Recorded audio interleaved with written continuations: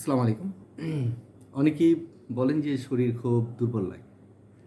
দুর্বলতাগুলো নানাবিধ কারণ হয়। তার মধ্যে একটা স্নায়বিক নিউরোলজিয়া একটা মানে দুর্বলতা আছে। যেটা আমরা স্নায়বিক যে প্রবলেম বলি, সেটা হতে পারে। আরেকটা হতে পারে যে আপনি যা খাচ্ছেন, সেই খাওয়াটা যে আপনার মানে হজম হওয়া অর্থাৎ সমীকরণ হওয়া, পেটের ভিতরে সেটা সঠিক মতন হজম হওয়া এবং এটার যে নির্যাসটা সেটা শরীরে রন্ধ্রে, রন্ধ্রে লাগা সেটা আপনার লাগছে না। তারপরে পাকস্থলীর যে শক্তিটা থাকে, হজম শক্তি থাকে, সে হজম শক্তিটা আপনার দুর্বল হয়ে যায়। যেমন অনেকে দেখবেন যা ইচ্ছা তাই খাচ্ছে।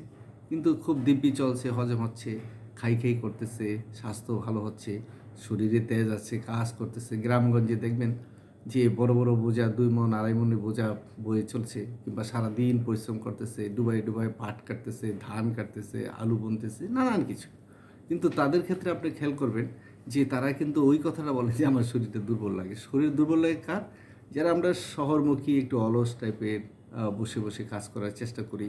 তারপরে বাছাবাছি করি যে এটা খেলে আমার ভালো হবে না, ওইটা খেলে ভালো হবে, বাছাবাছি করি। তারপরে অনেক সময় দেখা যায় যে আমরা রাস্তাঘাটে অনেক কিছু খাই যার দরুন যে শরীরের পেটের ভিতরে যে পাকস্থলীর ভিতরে যে হজম ক্রিয়াটা, সেই হজম ক্রিয়াটা আমাদের অনেকটা ক্ষতিগ্রস্ত হয়ে যায়। যখন এই হজম ক্রিয়াটা ক্ষতিগ্রস্ত হয়ে যায়, হ্রাস পেয়ে যায়, তখন আপনি যাই খাবেন না কেন পেটে গ্যাস হবে, তারপরে আপনার অস্বস্তিকর লাগবে, পেট ফুলে থাকবে, ভুটভাট করবে এবং যে খাদ্যটা খাচ্ছেন সেই খাদ্যটা সেটা রক্তের সাথে সুন্দরভাবে মিশছে না। আর না মিশার কারণে আপনার এই দুর্বলতাটা আসে।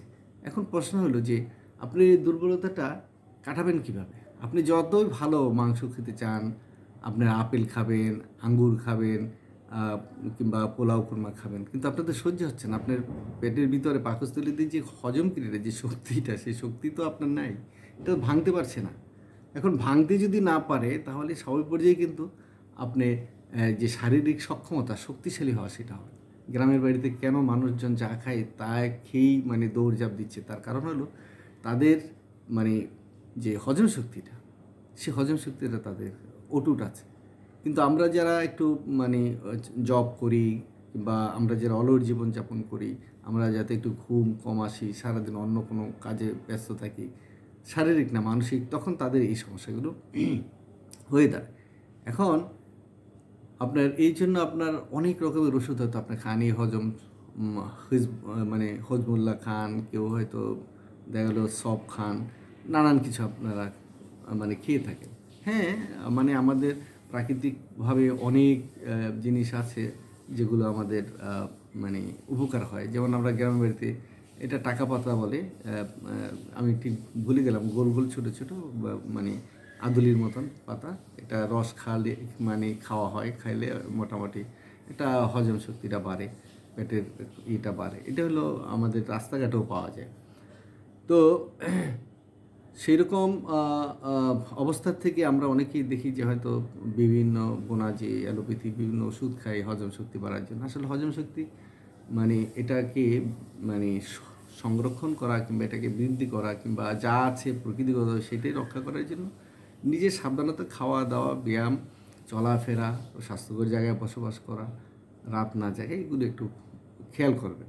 তারপরে যদি সমস্যা হয়ে দাঁড়ায় যে হজম শক্তির কারণে আপনার শরীর দুর্বল হয়ে যাচ্ছে। দিন দুর্বল হয়ে যাচ্ছে। আপনি শক্তি পাচ্ছেন না, বল পাচ্ছেন না, কাজ করতে ভালো লাগে না। খালি ঘুমাতে ইচ্ছা হয়, বসে থাকতে ইচ্ছা হয়, হাঁটতে ইচ্ছা হয় না, কাজ করতে ইচ্ছা হয় না, কথা বলতে ইচ্ছা হয় না। তাহলে এরকম যদি হয়, আমাদের হোমিওপ্যাথিতে একটি চমৎকার একটা ওষুধ আছে। এই ওষুধটা আপনারা খেয়ে দেখতে পারেন। আর বিশেষ করে এগুলি যখন এই ধরনের সমস্যা হয় তখন একজন ভালো হোমিও ডাক্তারের কাছে যদি যান তারা একটা পরামর্শ দিবে কিংবা তারা যে একটা আপনাকে মেডিসিন দেবে আশা করি যে সেই মেডিসিনে আপনার এই শারীরিক যে দুর্বলতা সেটা কমে যাবে। তো তার আগে আমি আপনাকে জাস্ট একটা ওষুধ এই ব্যাপারে অনেক ওষুধ আছে এবং আমরা আসলে রোগীর বিভিন্ন কনস্টিটিউশনাল যে চিকিৎসা সেটা আমরা মূলত হোমিওপ্যাথিতে করে থাকি। আপনার অনেক হিস্ট্রি আমরা জানতে চাইব। কিন্তু এটা সাধারণভাবে আমি আপনাদেরকে বলতেছি এরকম যেটা অ্যালেস্টোনিয়া একটা ওষুধ আছে। পুরো নামটা হলো অ্যালেস্টোনিয়া কনস্ট্রিকা। অ্যালোস্টিনা অ্যালেস্টোনিয়া কনস্ট্রিকা এই ওষুধটি আপনি যদি খেতে পারেন এবং এটা শক্তির হলো ৩য় শক্তি বা ষষ্ঠ শক্তি। একটু উত্তম।